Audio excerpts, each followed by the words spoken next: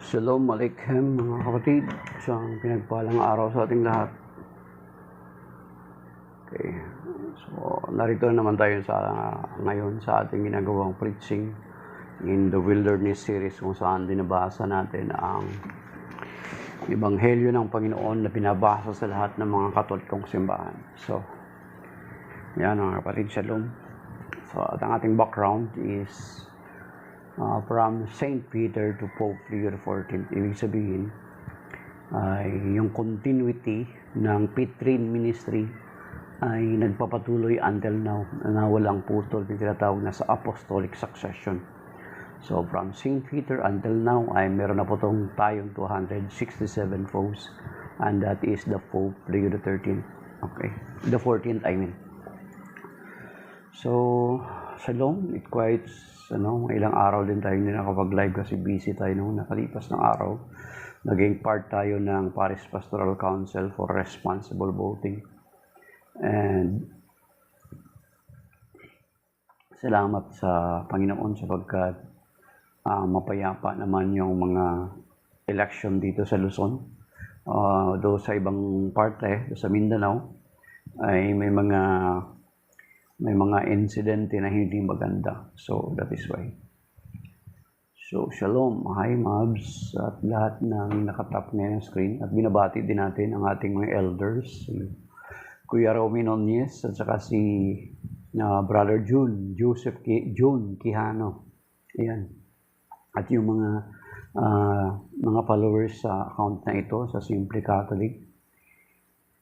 Pagpalain nawa tayo ng Panginoon sa araw na ito. But before we will start, let us pray in the name of the Father, the Son, the Holy Spirit. Amen. Our Father, who art in heaven, hallowed be thy name. Thy kingdom come, thy will be done on earth as it is in heaven. Give us this day our daily bread, forgive us our trespasses, as we forgive those who trespass against us. And lead us not into temptation, but deliver us from evil. Amen. Hail Mary, full of grace, the Lord is with thee. Blessed are you among women, blessed is the fruit of thy womb, Jesus. Holy Mary, Mother of God, pray for us sinners, now and at the hour of our death. Amen. Glory be to the Father, and to the Son, and to the Holy Spirit, as it was in the beginning, is now, and ever shall be, world without end. Amen. Lord God, we entrust you this day, and as we read and reflect on your word, speak to us and bless us. And we are claiming your word in 2 Corinthians chapter 10, verse 4 to 5. We bring to you all the glory, honor, and praise in Jesus' name, with the Holy Spirit that reigns with you forever and ever. Amen. In the name of the Father, the Son, the Holy Spirit. Amen. So, shalom mga kapatid. So, the Gospel of today is taken from the Gospel according to St. John, chapter 15, verses 9 to 17. Glory to you, Lord.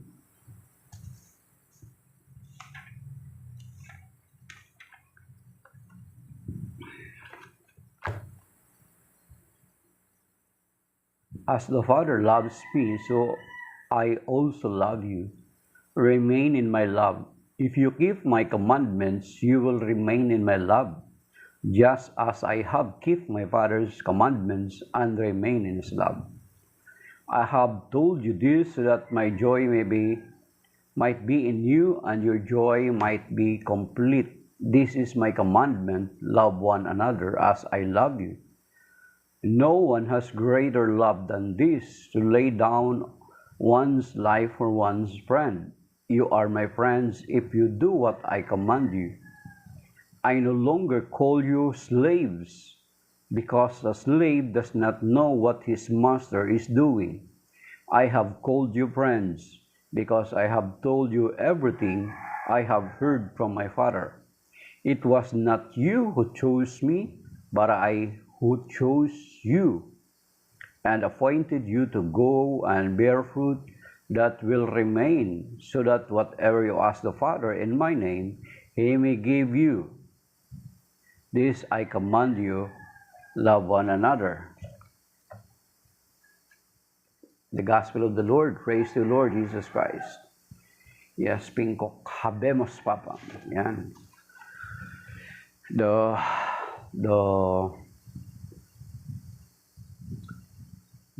267 popes. Yeah. Catholic for Intercession pa rin yung title niya. Unstable connection daw mga kapatid. Catholic prayer intercession pa rin yung sinasabi ni AI. Yan kanina yung natin. Nag-apply tayo ng mga prayer intercession, Catholic prayer intercession, Latin, may Hebrew, yan, mga kapatid. So, ang kapiyasahan pala ngayon ng yung orbit noong unang blessing niya doon sa sa Vatican after his yung pagpapakilala sa kanya. Yes, I receive it. I am claiming that blessings be upon me. So, ang title pa rin ng is Catholic Prayer Intercession kasi kanina nag-play nga tayo ng mga prayer intercession. Mga prayer, iba't ibang prayer. So, yan. Pero ang ginagawa natin ngayon is we will be discussing the Gospel of today. At kapiyasahan po pala ngayon ni Saint Matthias. So Saint Matthias, doon natin makikita mga kapatid, ang kapiyasahan ngayon is si Saint Matthias, kapalit siya ni Saint Judas. Kung babasahin natin yung Book of Acts, I will not point to you what the chapter is so that i-research nyo kung totoo ba itong pinagsasabi ko. Para at least kayo na mismo maghanap. Si Saint Matthias ay kapalit siya ni Judas, mga kapatid. So, ibig sabihin, diyan natin makikita, may pattern na ang mga alagad ay meron tinatawag na succession na sinasabi. And then kung makita din natin doon nung nagtatalo-talo na yung mga Hellion at saka yung mga Jewish convert, nagtalo-talo na sila kasi yung mga Hellion, those are the Greek-speaking language na mga converts, na mga Hudyo, pero marunong sila magsalita ng yan yung mga Hellion. Nagtalo-talo sila noon at makita din natin na nung nagtalo-talo sila, ay sabi ni San Pedro, hindi namin pwede pabayaan ang pangangaral ng salita ng Diyos para lang sa pangangailangan ng tiyan, para sa pangangailangan sa lamesa. We need, sabi niya, we need to choose ng mga ngalaga diyan. At kung makikita natin doon sa Book of Acts na sinasabi na isa sa mga napili doon ay si Saint Stephen, the first martyr of the Catholic Church. And then, itong si Saint Matthias ay pinili siya ng mga alagad to fill the empty space na iniwan ni Judas. So doon pa lang makikita natin mga kapatid na meron tinatawag na apostolic succession.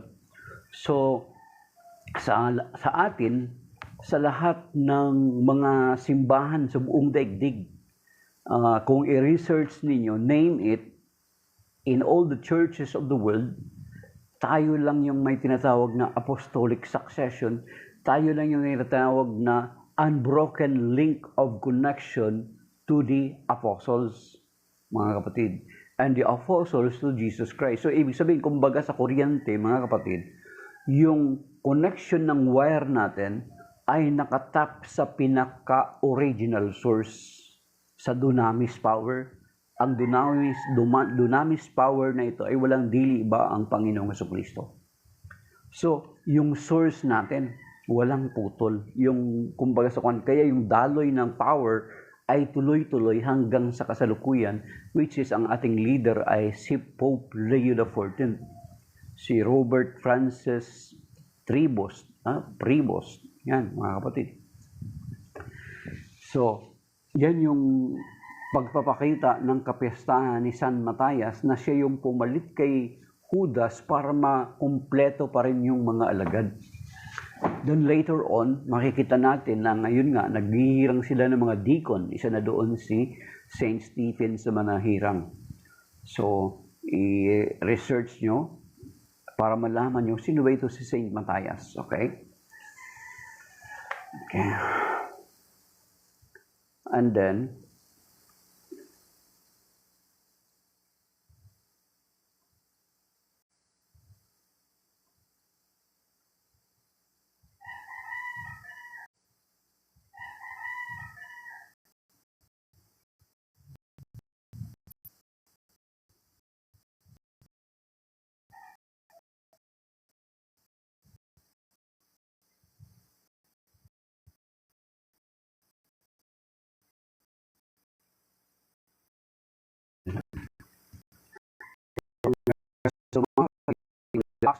1 to 1 to 26, yung kay St. Matthias.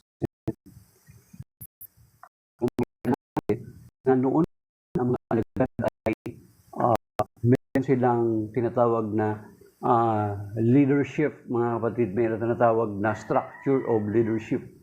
So na kinakailangan na magpatuloy iyon. Ang mga alagad noon, kung makikita natin, ay nagkakaisa sila. Makikita natin yan doon sa Acts chapter 15, doon sa ginanap na First Council of Jerusalem, mga kapatid. Na makikita natin doon na that they decided, nagdesisyon sila, doon natin makikita, nagdesisyon sila base doon sa problema nag-arise noon, ay nagdesisyon sila na galing sa kanila, hindi dahilan sa sinabi ng Panginoon, kundi galing sa kanila. Ang pinagsihan nila to decide by the virtue of the authority given by the Lord doon sa Matthew chapter 16 verse 18 to 19. And then doon sa Matthew chapter 18 verse 18. Doon sa verse 19, sa Matthew 16 verse 19, sinasabi doon kay San Pedro, sabi niya, I will give you the keys. Yan, yung hindi makita dito sa picture, yung background, may hawak na susi San Pedro, sabi niya, I will give you the keys of the kingdom, whatever, take note of the word whatever, ha? So, dapat hindi natin nami-miss out yan, kasi napaka-importante yan. Whatever you will bind here on earth shall be bound in heaven, and whatever you will loose here on earth shall be loosed in heaven. And then whatever you will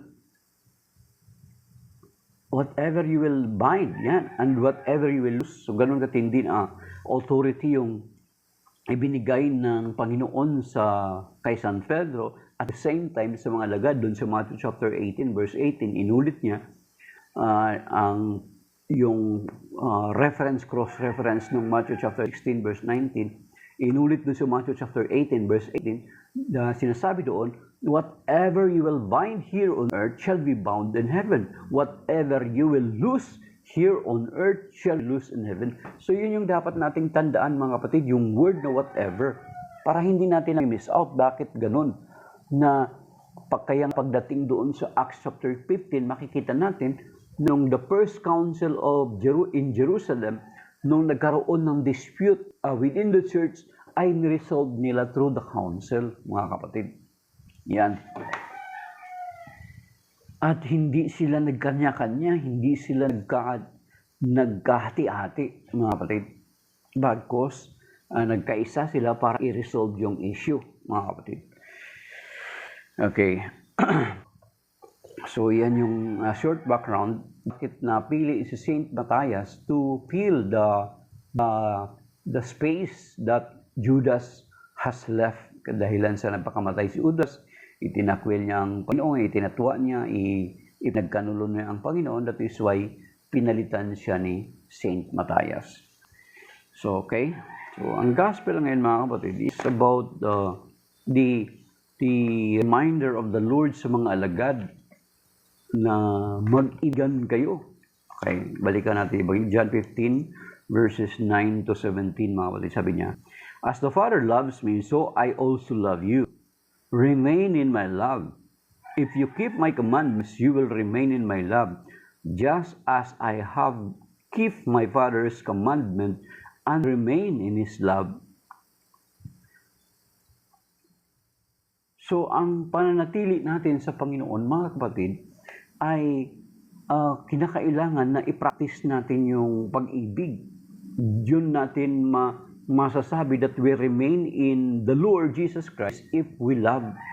Kasi alam naman natin yan, di ba? Memorize natin siguro ng karamihan yan, di ba? Sa 1 John chapter 4, verse 8, God is love. So kung hindi pag-ibig yung taglay-taglay natin, we will not be compatible with God. Mga kapatid, hindi tayo magiging compatible with God. Kaya nga, sabi dito mga kapatid, sa 1 John chapter 3, puntahan natin mga kapatid. Kaya nga, sinasabi ng Panginoon, as we remain in the Father's love, dapat ganun din tayo, manatili din tayo sa pag-ibig. Kasi ang pag-ibig is the very nature of God. Because sabi nga ng 1 John 4:8, because God is love. Sabi dito sa 1 John chapter 3, mga kapatid, sabi niya,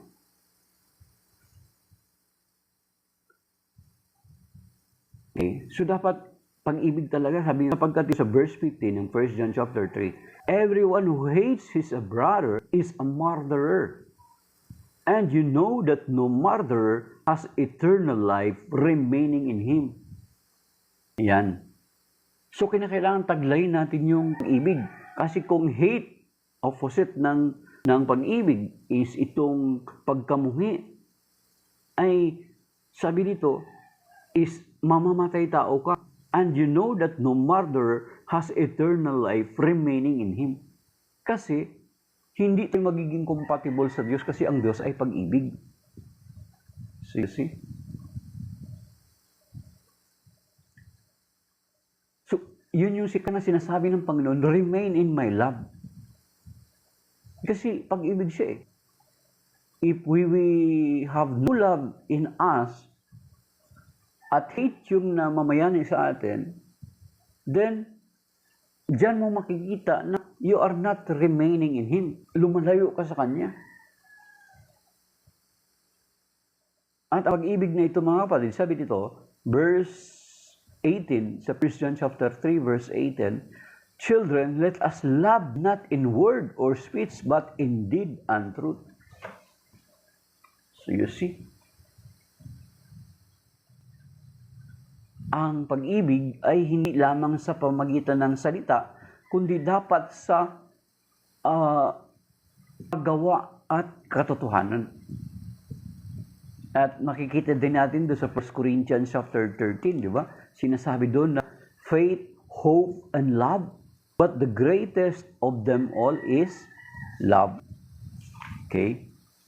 Basahin na lang, 1 Corinthians chapter 13. So kaya pala na sinasabi ng Panginoon na nire-require na niya tayo na kung totoo na nanatili tayo sa Kanya, we must love. We must possess love. We must exercise love. Yun sa 1 Corinthians chapter 13, verse 13. So faith, hope, love remain.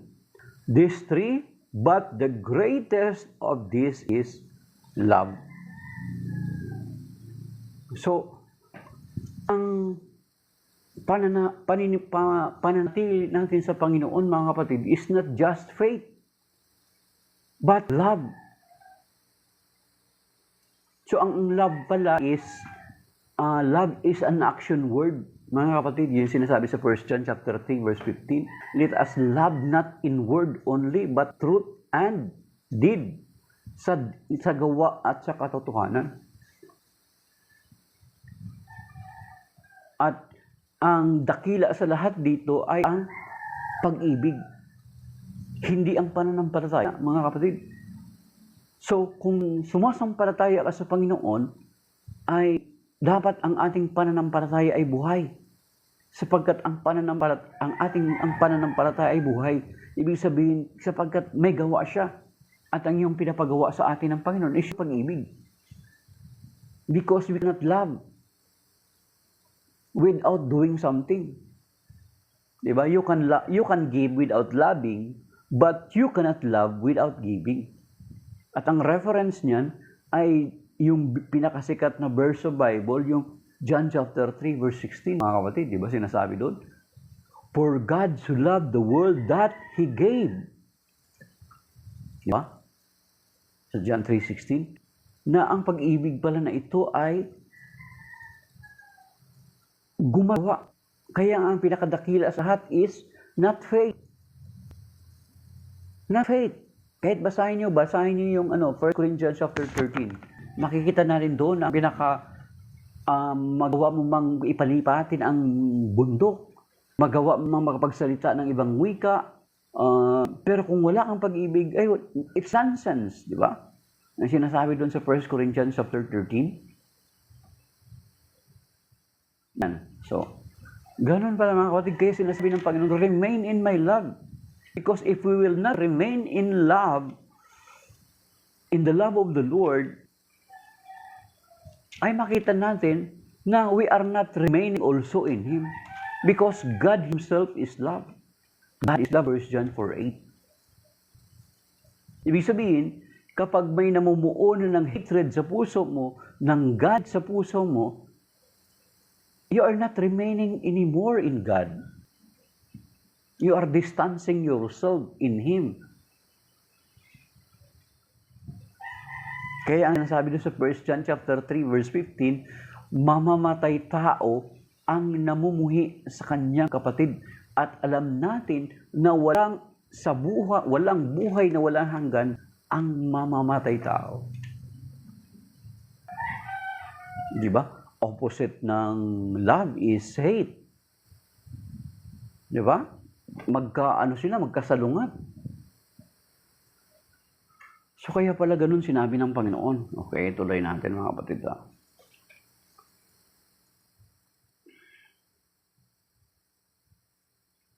Verse 12, this is my commandment, love one another as I love you. So you see, so yung reference ng ating pag-ibig sa bawat isa is the love of the Lord Jesus for us. Ibig sabihin, yung love ng Panginoong Kristo unconditional, di ba? So therefore, we must love one another. Of course, ang kinakausap niya rito ay ang kanyang mga alagad. So directly, tayo ng mga mananampalataya dapat ay mag-ibigan. Kasi ito yung pinaka-identifying marks natin as a Christian. Hindi dahil sa may cross ka, ayan. Hindi dahil sa kung may cross ka or may tawag nito.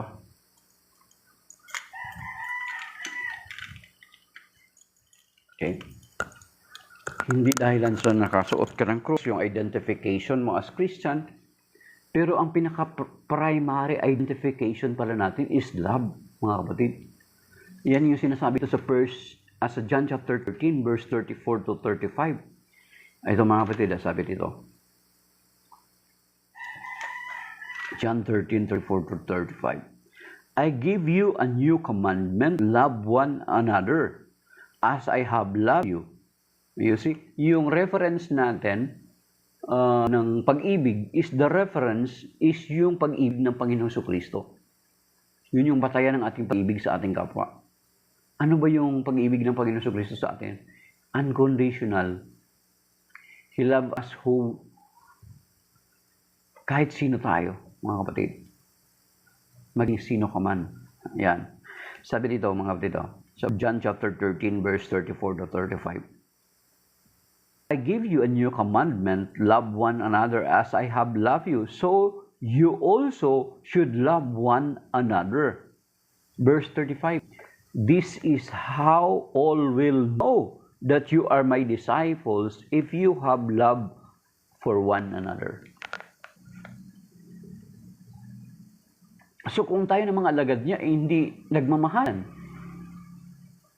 ay paano daw ma-identify ng mundo, ng ibang mga tao na hindi sumasampalataya sa Panginoon na tayo mga alagad niya? That is our very identification mark, mga kapatid. Kaya nga yung division in the body of Christ, in Christianity, ay hindi gawa ng Panginoong Kristo. Kasi kung magkakaroon ng division, diyan magsisimula na you cannot, hindi mo ipapakita yung tunay na pag-ibig. Di ba? Ang division. Sige nga. Tingnan mo lang yung kahit ipagpalagay na, kahit tingnan natin sa atin sa Catholic Church. Di ba yung may mga tinatawag na dati ang couples for Christ, isa lang yan, mga kapatid.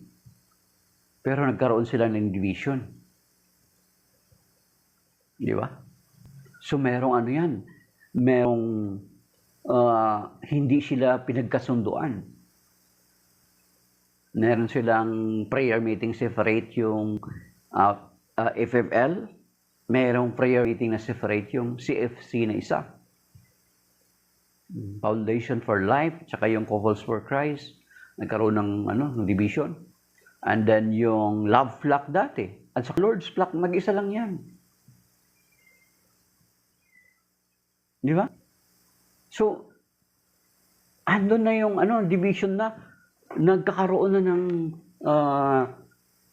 paano pa nila ma-express yung sinasabing pag-ibig sa isa't isa na nagkaroon na sila ng division.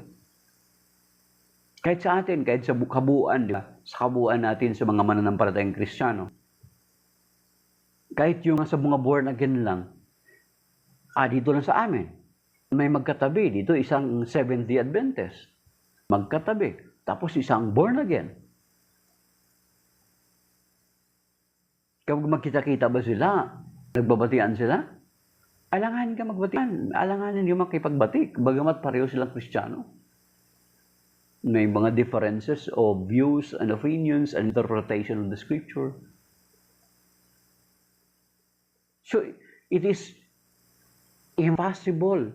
Parang napaka-hirap na, difficult na maipakita yung pag-ibig sa isa't isa kasi mayroong hidwaan may division na Sabihin nung hindi, kami yung totoo. Kasi kami yung nag-observe ng Sabat ng katulad ng mga Hudyo. Diba? Sabihin naman yung isa, hindi, kami yung born again. Kasi kami yung sinasabi sa John chapter 3, verse 3.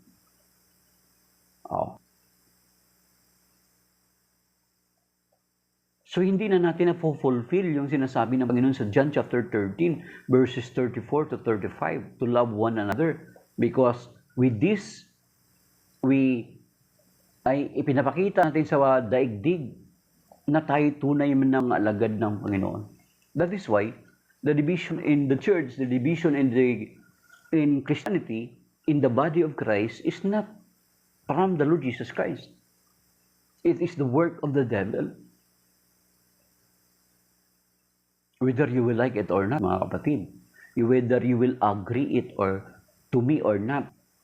Pero very clear naman yung sinasabi sa John chapter 10, verse 10, di ba? Na parito ang magnanakaw. Ano sabi doon sa John chapter 10, verse 10? Okay. A thief comes only to steal and slaughter and destroy.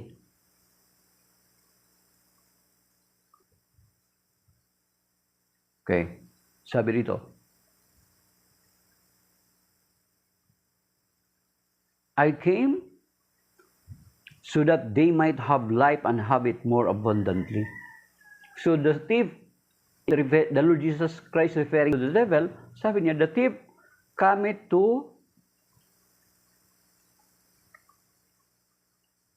only to steal and slaughter and destroy. Magwasak.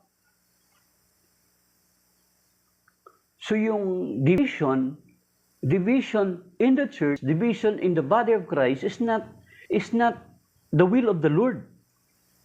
Kasi alam niyo ba mga kapatid na ang word na devil ay galing daw po ito sa salitang diabolos. At ang etymology ng diabolos is to divide. So therefore, if we are being divided, it is not the will of the Lord. It is not the work of the Lord. It is not the work of the Holy Spirit. It is the work of the devil. Kaya huwag niyong paniwalaan na nagbasa ako ng Bible, kaya nagtayo ako ng kasi inutusan ako ng the Holy Spirit leads me. No way. That is blasphemy. Kasi ginagamit natin ang pangalan ng Panginoon to justify our action. Hindi po kalooban ng Panginoon yan. As a matter of fact, babasahin natin ang banal na kasulatan, makikita natin na sinasabi ng banal na kasulatan na ganun. Di ba? Ano sinasabi ng Matthew chapter 16, verse 18, di ba? Doon pa lang, nag-umpisa na. Upon this rock, I will build my church. Singular. Then after that, pagdating doon sa John chapter 10, verse 16, yung sinasabi niya, I have, there will be one flock and one shepherd. Hindi sinabi doon sa John chapter 10 verse 16, there will be. Ha? Ang sinabi sa John chapter 10 verse 16, so that there will be one flock and one shepherd. Hindi sinabi doon, so that there will be another flock and another shepherd. So that there will be another flocks and more shepherds. Kundi sinabi niya, there will be one flock and one shepherd. Na isa lang ang desire ng Panginoon, isang kaon lamang at isang pastol. At alam naman natin na ang pastol ay ang Panginoong Kristo. Pero nagtalaga siya ng mga visible shepherd dito sa lupa bago siya umalis. Diba? Una niya, ni San Pedro. Matthew chapter 16, verse 18 to 19. And then, nung tinatwa si ni San Pedro, ay pinagtibay niya muli yung pagtatalaga niya kay San Pedro. At makikita natin yan doon sa John chapter 15 verse 9. John 15, 19 to 21, mga kapatid. Nung tanong niya si San Pedro, do you love me? Feed my sheep. Feed my lambs. 3 beses niya sinabi. So, ibig sabihin, nagtalaga siya ng visible leader. Si San Pedro. Kaya nga from St. Peter, since it was just entrusted to him by the Lord, he need also to find, or the church must find another, a successor, or another leader na susunod sa kanya since it was just entrusted to him, mga kapatid. Kaya nga yung kapistahan ni San Matias ngayon, isa sa patunay yun na merong pagpupuno ng kakulangan ng mga apostol. Di ba? Kaya nga tayo may conclave. Kung babasahin niyo yung history ba, bakit napili si San Matias? They cast lots para ma-determine kung sino yung magiging kapalit ni Judas. Kaya nga tayo may conclave. Sa ibang sekta, wala yan, conclave. Wala silang election. Sa kanila, succession. Sa kanila, succession lang kung sino yung tatay, then yung anak. Kaso lang, pagdating ng araw, yun yung magiging problema, mga kapatid, kasi parang monarchical yan yung style, monarchy. Time will come, actually, nangyari na yan dito sa atin, dito sa Pilipinas, isang sektang kilala. Isang kilalang sekta, nagkaroon ng problema. Kasi yung tatay, may anak pa siyang iba. Ay, Brother June, Joseph June. May anak pa siyang iba. So, magkakaroon ng, tinatawag niyan? Magkakaroon ng inggitan. Magkaroon ng rivalry in the position. Sino kaya hihirangin ng tatay ko? Sino kaya hihirangin ng tatay ko? Unlike sa atin, walang magiging guluhan kasi through election. College of Cardinals ang magpipili. Ay sa kanila, kapag halimbawa yung tatay, tulad sa atin ngayon, meron sa atin pangatlong leader na siya ng simbahan nila. So natural, after him, isi-secure niya yung anak niya. So, siguro balang araw may isip nila na kailangan ang magiging anak lang magiging anak ng anak niya ay dapat babae lang at lalaki. Isang lalaki lang, isang babae lang. Di ba? Yun yung isipin nila balang araw. Kasi kung parehong lalaki, magkakaroon ng rivalry. Bakit ikaw pinili ni tatay? Dapat ako ang magiging successor. So kung babae, pwede nila mag-justify na sinasabi sa Bible, ang babae hindi pinapayagang mamuno. Di ba? So kailangan lalaki lang at babae yung anak. So magkakaroon ng rivalry. Sa atin, hindi. So, anong ibig sabihin natin, mga kapatid? Kinuha natin na there is ang church dapat ng Panginoon ay may harmony. At yung harmony niyan ay makikita kung nagkakaisa tayo. At kung nagkakaisa tayo, sa pagkakaisa na yan, ay makikita yung pag-ibig. Kasi kung hindi kayo nagkakaisa, how can you love each other? Imposible. And that is hypocrisy. Ay, love mo siya pero hindi kayo nagkakaisa? Oh. So sinasabi natin na, mga kapatid, na ang Panginoong Jesucristo hindi niya kalooban itong pagkanya-kanya ng mga mananampalataya. He established only a church. And he called Saint Peter to be the leader of his church here on earth. At ang reference niyan ay doon sa Isaiah chapter 22, mga kapatid. Kaya nga from Saint Peter until now, meron tayong 267 popes. Sa ibang mga sekta, tanungin nyo. Di ba? Meron ba silang gano'n dito? Of course, mayroong reference nga tayo sa atin. Yun nga, pangatlo pa lang. Kung yung tatay na ito, mawala. Yung kasunod, yung anak, pang-apat na. So, alam natin, susubaybayan natin yun, mga kapatid.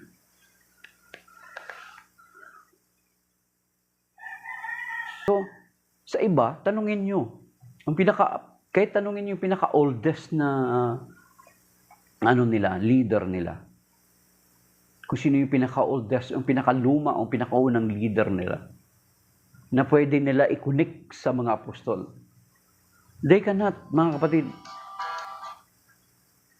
Sa atin lang, tayo lang sa Catholic Church mayroong ganun. Kasi yung tinatawag na continuity, unbroken link, tayo lang po yun. Ayan. So, yun mga kapatid, na sinasabi natin na ang disunity is kontra sa ninanais ng Panginoon sa atin na mag-ibigan tayo. Kasi kapag magkaroon ng disunity, then sa disunity na yan, hindi natin mapapractice talaga yung pag-ibig. No. So kung ang disunity mag-start, ibig sabihin, nagkakaroon na ng problema doon sa hindi na natin mapufulfill yung sinasabi ng Panginoon sa John chapter 15 na mag-ibigan kayo. Ito yung kautusan niya sa atin. Hindi natin masusunod. So therefore, kontra doon sa sinasabi ng Panginoon na He has only one flock. Ay Pablo, siya lamang ay merong isang kawan. At yung kawan na yan ay nagpatuloy mula nung una hanggang sa kasalukuyan. Walang puknat yun. May continuity.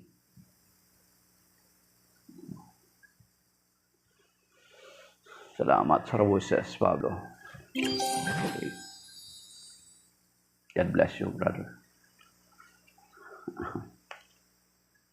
Daming rose. Okay. So yun mga kapatid, kontra. Hindi sang-ayon. Okay? And then, kung makikita nyo dun sa, di ba, nasabi na natin kanina, John chapter 10, verse 16, nasabi naman, there will be only one flock and one shepherd. Hindi sinabi na there will be another flocks or another shepherds. Kasi kung sinabi ng Panginoon yun sa John chapter 10, verse 16, hindi na tayo magtaka kung bakit kanya-kanya tayo sa kasalukuyan. Di ba? Hindi na natin pagtatakhan. Kasi sinabi ng Panginoon yan John chapter 10 verse 16. Kaso lang sinabi ng Panginoon doon, I have other sheep that is not yet in this flock, that I need to take care of them also, so that there will be one flock and one shepherd.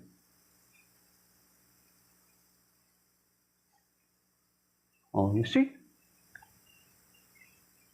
One flock and one shepherd. So, nagtalaga ang Panginoon ng tagapangalaga ng kanyang kawan at yan ay si San Pedro. And then, since na ipinagkatiwala kay San Pedro, yun nga sinasabi natin, tulad nung kapiyastaan ni San Matias na pinili siya ng alagad to fill the vacant seat of Judas, ganun din ang si San Pedro, naging kasunod niya ay San Linus, and then and so on and so forth, until Pope Leo XIV, mga kapatid. Kaya nga sinasabi doon first, Peter chapter 5 verse 4, may sinabi doon mga kapatid, na, ito take note Sa 1 Peter chapter 5 verse 4, ang sabi rito, And when the chief shepherd is revealed, you will receive his unfading crown of glory. So, chief shepherd ang Panginoon. Ibig sabihin, meron siyang mga shepherds. Diba? Parang katulad ng pulis. Pag sinabing may chief of police, kasi may mga tauhan siyang pulis. Kaya sinabi na chief shepherd ang Panginoon kasi meron siyang mga shepherd. At yan nga doon si San Pedro. At yung mga sumusunod sa kanila, yung mga successor nila, bishops, mga kaparian. So you see, sabi ni brother dun, out of that 267 popes, may panibagong 80 na naging saints from their ranks. Okay? So you see, mga kapatid, so tandaan din yun. Kaya nga, paano natin ma-exercise yung pag-ibig na ito? It is command, mga kapatid, hindi ito pakiusap ng Panginoon. Mag-ibigan kayo yung sinasabi ng gospel. Pero paano natin ito magawa? Na inalaw natin ang diablo na i-divide tayo. Di ba? Paano? Paano i-divide? We allow the devil to divide us. Pag yung sinasabi na inuudyukan ka ng demo, yung magtayo ka ng sekta mo, that is pride. Di ba? Pride po yan, mga kapatid. And that is not the work of the Holy Spirit. Huwag natin gamitin ng Espiritu Santo na, ay, inudyukan ako ng Espiritu Santo na nagbasa lang ako ng Bible, inudyukan lang ako, kaya itinatag ko itong ganitong church. Hindi yan. Kasi mga malinaw eh. Parang doon sa Matthew 16, verse 18, then John chapter 10, verse 16, then pagdating doon sa John 17, pinananalangin ng Panginoon yung kanyang mga mananampalataya. At kung titingnan natin, yung context prayer niya para sa unity ng kanyang mga mananampalataya is not for the apostles. Kasi during those times, sa mga apostles, intact sila, nagkakaisa sila. Kahit si Saint Paul, later na lang siya tinawag, yet Saint Paul, kiisa siya sa mga unang mga apostol. Hindi siya nagsarili. Hindi nagtayo si San Pablo ng kanya. Ako tinawag ako ng Panginoon sa road of Damascus. Di ba? Nung nagkaroon ng conclave, nung nagkaroon ng council in Jerusalem, nakiisa si San Pablo. Hindi niya hinibla yung sarili niya sa mga nauna sa kanya. Kaya nga, kung titingnan natin yung John chapter 17, John chapter 17, yung prayer ng Panginoon na mahaba na prayer, ay makikita natin na ang panalangin doon ay prophetic na panalangin. Hindi pumapatungkol sa mga alagad niya, kundi sa mga darating na mga alagad niya. I pray that they may be one. Magkaisa sila. So yun yung desire ng Panginoon. So ibig sabihin, hindi niya nais na yung division. Kasi ang division nga, hindi nga gawa ng Diyos sa atin. Ang division ay gawa ng Diablo. That is the very nature of the devil. Kasi ang Diablo, ang salitang diabolos, Diablo, naggalit sa salitang diabolos, na ang ibig sabihin ng diabolos is to divide. Kasi ang teknik ng Diablo, to divide and conquer. Diba? Tingnan nyo ngayon. Kahit sa mga European countries, since na iba-iba na sila ng mga sect at denominasyon, hindi sila nagkakaisa. May kanya-kanya na silang, pwede na same-sex union, mga pastor mismo, mga same-sex, pwede allow sa kanila yung abortion, suportado nila yung rainbow flag, okay na sa kanila yung women praise. Di ba? Kaya pagdating sa mga matters na dapat pagkaisahan ay divided na. Hindi na magkakaisa. Yung witnessing natin ay hindi na malakas. May kakaroon ng problema. Kaya tingnan nyo yung Europe ngayon, sa katigasan ng ulo nila. Time will come, iyak yan sila mga kapatid. Alam niyo sa Europe ngayon, it is either you will be faithful to Christ or time will come. Ito, hindi to prophecy pero nakikita natin to. Hindi naman ako propeta, nakikita natin to. Baka hindi nyo alam. Diba? Allow sa kanila yung abortion, allow sa kanila yung mga same-sex union. Kaso lang, pinapasok sila ngayon ng Islam in the name of refugees. Di ba? In the name of refugees. Ngayon, since sila allow sa kanila yung abortion, nagtitipid sila ng mga anak. Kaya titingnan mo sa mga movie ko minsan. Ilan lang yung mga anak nila, mga matanda na sila, wala kang makikita mga bata. Pumapasok ngayon yung Islam sa West, sa Europe. Alam naman natin ng mga Muslim, di ba? Allow sa kanila yung 4 na asawa. Then, ano sabi ni Gaddafi? Si Gaddafi, yung sabi niya, Libya, yung dating presidente ng Libya, yung dating leader ng Libya. Sabi niya, we will conquer Europe not by bomb or by war, but by migration and population explosion. Then kapag marami na sila, domination. Then pagdating ng araw, iiyak ng mga European countries kung hindi sila magiging tapat sa Panginoon. Hindi sila mabalik loob sa Panginoon. Remember, ang Iran, before 1979, ay malaya silang bansa, mga kapatid. But now, di ba? Ang Lebanon, sabi ni Bridget Gabriel, di ba si Bridget Gabriel, isang radical na na tagapagsalita rin. Hanapin niyo, Bridget Gabriel. Ang Lebanon ay matahimik diyan. Dating Kristiyanong bansa ang Lebanon. Ang Syria,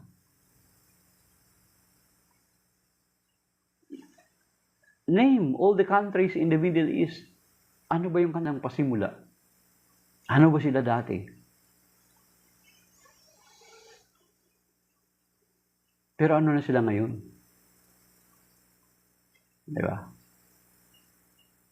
So that will happen also to Europe. Maliban sa Poland. Kasi ang Poland, very strong ang kanilang very strong yung kanilang paninindigan. We don't want your doctors.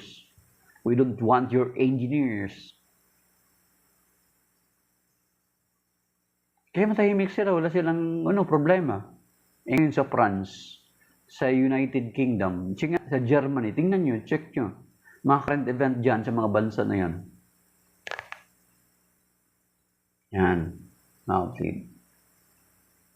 Because of that liberalism, even sa liberalism and Christianity, magbasa ka lang ng Bible mo, magtatayo ka na ng sariling sekta mo at ikaw na mag-interpret ng banal na kasulatan. Kasi inutusan ako ng Panginoon. Inudyukan ako ng Espiritu Santo. No. That is, hindi gawain ng Espiritu Santo ang magtanim ng division. That is not the work of the Holy Spirit.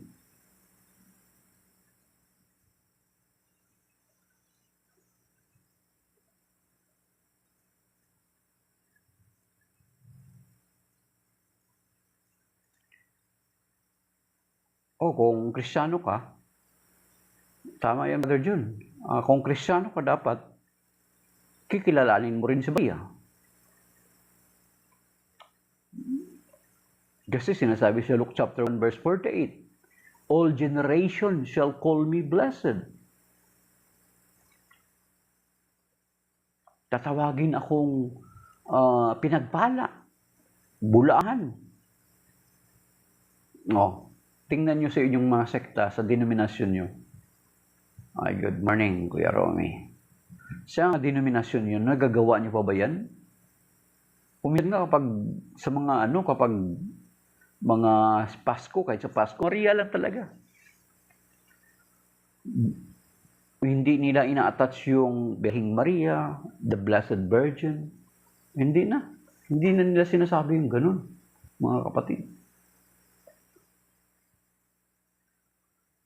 So you see.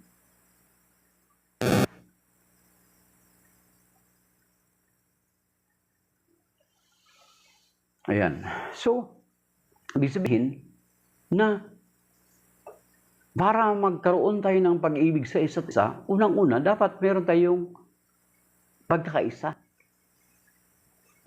Bago tayo magkakaroon ng pag-ibig sa isa't isa, dapat muna magkaroon tayo ng pagkakaisa. Sorry ito. How can, hanapin ko mga kapatid.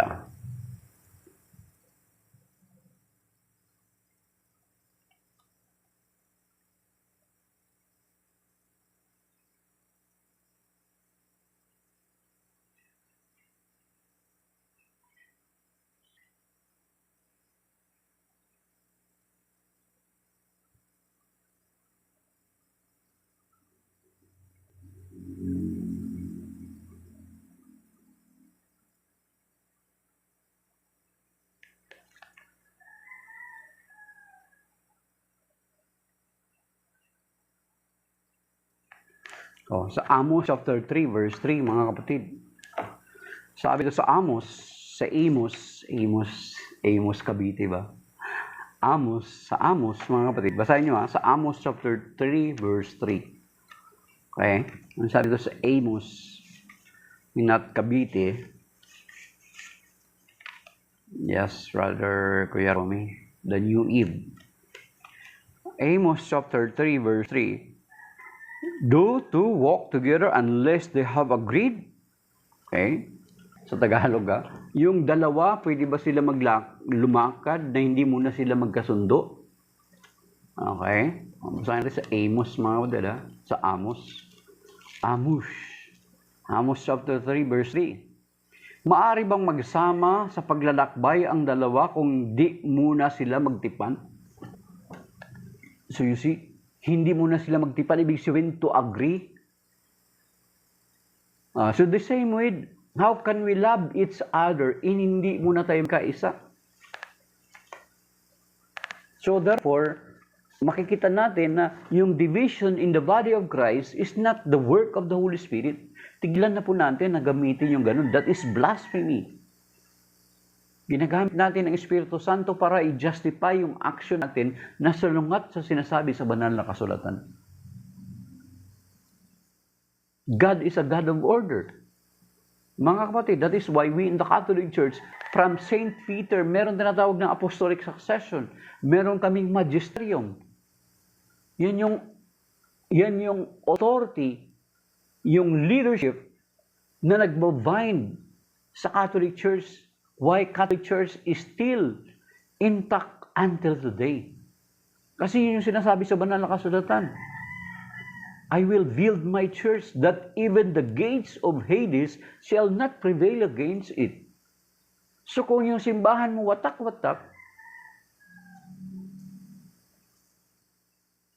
or nakaligod, ay napanaigan ng kamatayan. Mga kapatid.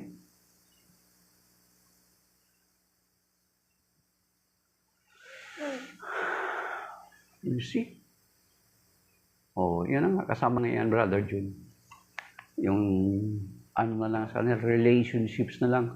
Actually, yung sinasabi na relationship lang sa Diyos, mga Brother Jun, hindi daw religion kasi relationship lang. Actually, justification lang nila para makapag-create sila ng napakaraming sekta. Kasi may narinig pa nga ako, Brother Jun, na sabi, relationship lang mahalaga, hindi naman religion. Kaya nagiging justification nila yon para magkanya-kanya na magtayo sila ng sekta na walang puknat. Kasi naman daw, relationship lang. Pero without considering doon sa sinasabi ng Panginoon, I will build my church, not churches. Kung relationship lang sa Diyos, kulang yon. dapat na-establish mo muna yung relationship mo sa kapwa mo. Kasi yung ebanghelyo ngayon, John 13:34 to 35, at saka dito si John chapter 15, verse 19, verse 9 to 17. Relationships, hindi yun relationship lang sa Diyos, kundi relationship din sa ating kapwa. Ito yung sinasabi ngayon. John chapter 15, love one another as I have loved you. So yung sinasabi mong relationship lang sa Diyos, kulang yun. Dapat may relationship sa kapwa mo. And paano mo ma-establish yung relationship sa kapwa mo kung divided kayo? So there must be unity. It is God's plan. It is His will. Division is not of God. Justification nila yun. Ano yun eh? Diabolic inspiration yun. Ay, relationship lang sa Diyos, hindi religion. You see? And because of that justification, tayo sila ng sekta, tayo ng sekta until such time, hindi na sila nagkakaisa. Ang dahilan sa hindi na sila nagkakaisa, hindi na yung papractice yung pag-ibig ng Diyos. Which is, yan yung pinaka-identifying marks natin. John 13:34 to 35, mga kapatid.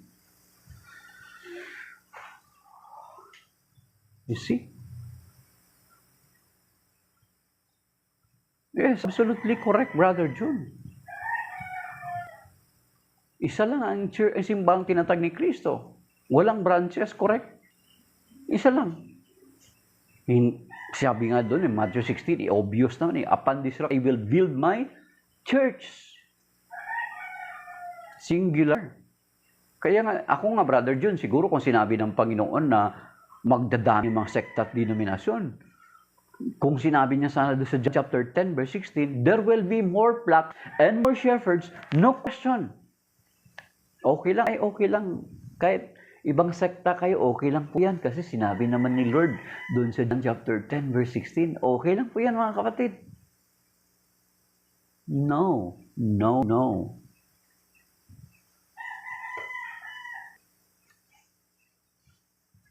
Please. Sabi ni Fausto na member ng Inc. 1914 na itinatag Mang Felix sa Punta Santa Ana. Sabi niya, lihis na lihis ang katuruan ng Katoliko sa katuruan ni Kristo. Kristo isa tunay na Diyos. Okay, sabi sa Katoliko, Diyos may 3 persona. Obvious naman. Sa inyo yung lihis na lihis, Fausto. Kasi una-una yung primary doctrine nyo na sinasabi na nalikod yung iglesyang itinatag ng Panginoon ay isang malaking kasinungalingan. Isang malaking kasinungalingan yun. Okay?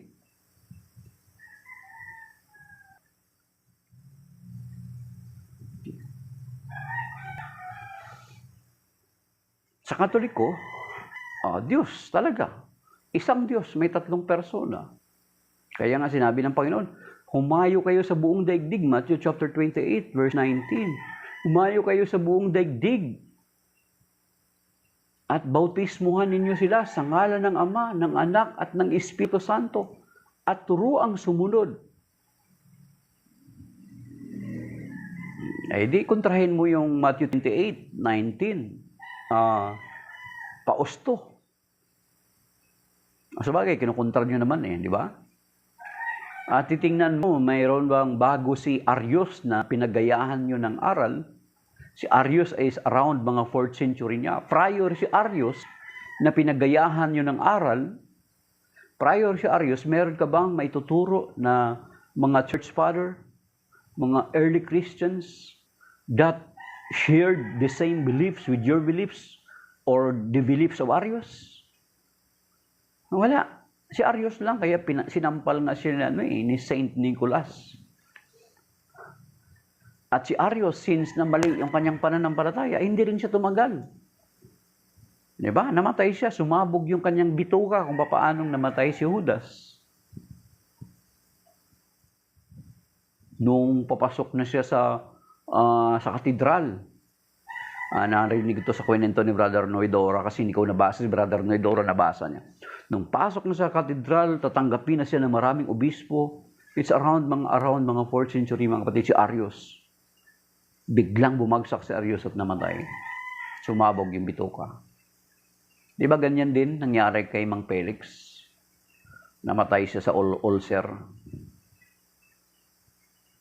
Namatay siya sa ulcer. The same ng pagkamatay ni Judas, na pumutok doon ang bituka ni Judas. Isa pa, hanapin nyo si Amididat. At take note si itong Inc. 1914, they shared views and opinions ng Islam. Though, ang sigurado, hindi tanggap ng Islam na propeta si Manalo kasi wala naman talagang ganun. I-claim lang naman ng mga Inc. 1914. But they shared the same opinion. Almost. Pero hindi naman lahat kasi may magkakaiba nga sila. Alam mo si Amididat, isang napakasikat na preacher ng Muslim yun. Nabagaling yun. Pag alanganin ka lang doon, ibabagsak ka ni Amididat. Si Amididat, i-check niyo sa YouTube or sa sa Google. Yun nga, nangyari, Brother Kuya Romy. Okay.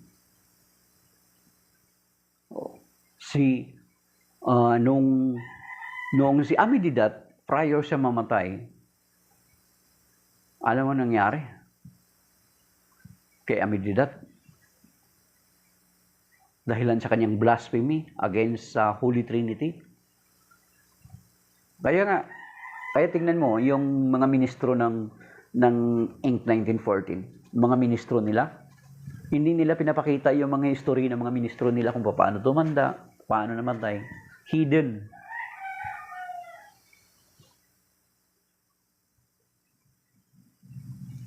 Di ba? Ano nangyari kay Amididat kasi kinukontra niya yung doktrina ng Catholic Church na Trinity. Bago mamatay si Amididat, nakakita siya ng mga nakakatakot na pangitain. Takot na takot siya. Yun yung magiging kahinatnan ng mga taong kumukontra sa doktrina ng Trinity.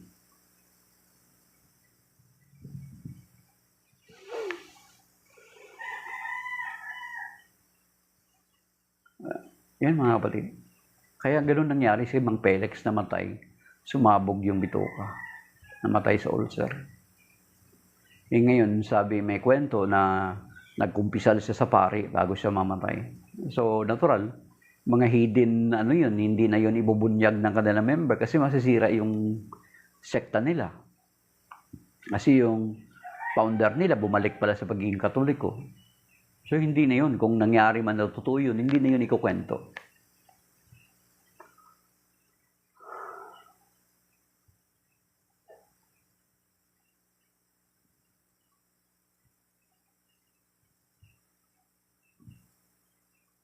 Kwento niya sa pagong.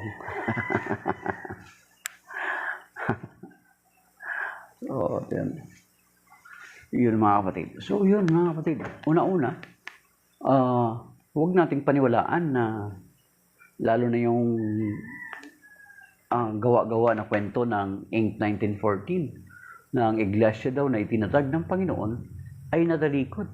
That cannot be, mga kapatid.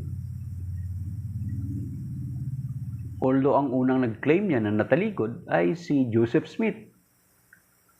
Kaya nga kung titingnan niyo yung structure ng simbahan ni Joseph Smith, may tulis, kinopya ng Inc. 1914. Pati yung pagtalikod, kinopya din ng Inc. 1914. At si Joseph Smith pala ay member ng Freemason.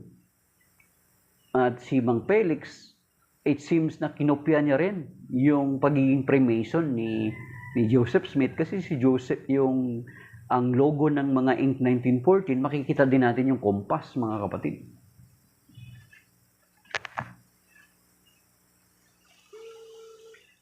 Halimbawa, So, pausto. Halimbawa, pausto, ano ba yung nilabag ng Catholic Church? Halimbawa, sige.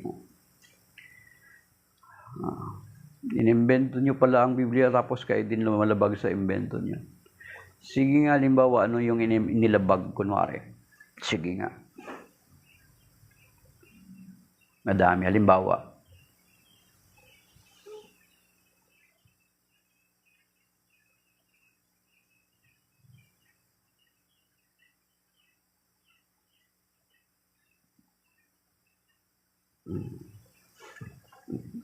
Di magbanggit ka nga ng isa, halimbawa. So, lahat ng wag ng Diyos pwede sa Katoliko. Halimbawa nga, halimbawa.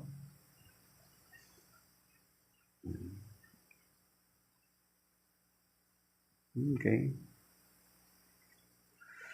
So, yun mga kapatid, na sinasabi ng Panginoon na itong ebanghelyo ngayon, sa piyesta ni San Matias, ipinapakita na meron talagang tinatawag na apostolic succession. At sa lahat ng simbahan sa buong mundo, tayo nang tinatawag na may unbroken connection to the apostles. Kaya yung, natulad din si Fausto, na member ng Inc. 1914, yung kanilang doktrina na kanilang kinopya actually sa, kanilang kinopya doon sa, ang kinopya doon sa, kay Joseph Smith ay na natalikod ay isang kasinungalingang doktrina yon. Hindi talaga natalikod. Kasi wala talaga sa Bible yung natalikod. Okay, ayun, no, tingnan mo, lahat na lahat hindi, sabi niya, huwag tawaging ama, huwag kakanin dugo, huwag gagawa ng inanyuan. O, di ba? Lahat na yan, yung tatlo na yan, huwag tatawaging ama. O, paso na siya kaagad. Yung tatlo na yan, sabi ni Fausto, sabi niya, huwag tatawaging awa, huwag kakanin ng dugo, huwag gagawa ng inanyuan para sambahin. O, huwag na gagawa ng inanyuan para sambahin. O, you see? Yung sinasabi mo, huwag tatawaging ama. Matthew 23 verse 9. Then, paano mo yan i-reconcile sa other verses in the Bible? That even Saint Paul called himself as Father. Sige nga. And then yung huwag kakanin yung dugo. Bakit huwag kakanin yung dugo? Yung yan sa Council of Jerusalem. Yan sa Acts chapter 15. May context yan. Kasi ang context niyan dun sa mga converts na mga Hudyo. Para sa converts sa mga Hudyo yun. Kasi nagkakaroon ng pagtatalo-talo doon. Kasi natural ang mga Hudyo, kasanayan nila yun na hindi kainin yun. Kasi yun yung kautusan dati ni Moises. May context yun. Pero hindi mo yata nabasa yung sa Mark chapter 7 na ang nakapumapasok sa bibig ng tao ay hindi makapagparumi sa tao. You see? Hindi mo na kagad naintindihan. Huwag gagawa ng imaheng, ano yan? Anong kaya sabi niya yan? Huwag gagawa ng inanyuan para sambahin. Yung sinasabi niyong pagluhod, di ba? Sinabi na yan ni sino yun yung sinungaling niyo na ministro? Si Sandoval. Lahat ng pagluhod ay pagsamba Sa reference niya, Psalm 95. Tapos biglang pinakitaan siya na ang mga ministro ni Manalo ay nakaluhod sa harapan niya.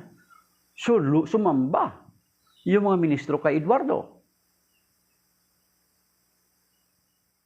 Sumamba pala. Ay, nung bandang uli, binawi. Di ba? Binawi niya Sandoval yun. Hindi mo ba napanood yun? Ay, hindi naman namin sinasabi na ang lahat ng pagluhod ay pagsamba. You see? Yung reference mo rin, Exodus chapter 20. Ang Exodus 20 ay hindi yan pumapatungkol sa lahat ng imahen. It refers to the images of the idol like Baal, Asherah, Dagon. You see? Ano yung mga argumento mo na yan? Tatlo na yan. Yung tatlo pala na yan na sinasabi yung nilalabag ng Katoliko. Misinterpretation lang at pinipilit lang ng ink yan isiksik sa isip ninyo para hindi kayo mag-decide magbalik sa pagiging Katoliko. Katulad ng sinasabi ni Pope Robert Francis ngayon, ni Pope Leo XIV, dapat matutong magkaroon ng tinatawag na critical thinking ng mga tao. Ayan. May critical thinking. You critically study ba yan? You critically study that first? Yung wag tawaging ama? Paano mo yan ma-reconcile yung Matthew 23 verse 9 sa sinabi ni Saint Paul na 1 Corinthians chapter 4? Di ba? So, paano mo yan na-reconcile? Hindi mali ka na kaagad. Hindi mo wala kang critical na pag-aaral na basta ka na lang kung ano yung sinubo sa'yo, pinaniwalaan mo. Okay? So, yun mga kapatid. Okay? Alam mo, maaring dyan lang muna tayo. Pero basahin ko muna yung sinasabi na